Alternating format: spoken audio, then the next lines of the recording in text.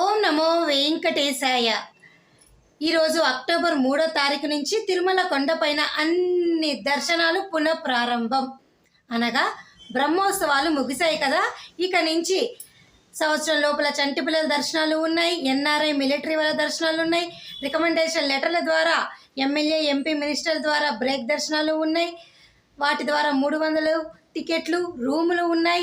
ఒకవేళ మీరు ఆన్లైన్లో బుక్ చేసుకుంటే ఆ దర్శనాలు ఉన్నాయి. శ్రీవాణి బ్రేక్ దర్శనాలు ఆఫ్లైన్ విధానం ద్వారా ఉన్నాయి.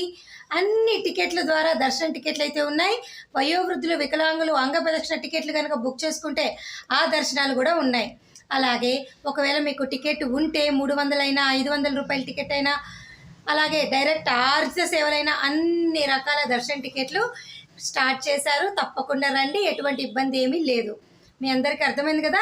ఈ రోజు నుంచి అక్టోబర్ 3 నుంచి అన్ని దర్శనాలు స్టార్ట్. Thank you.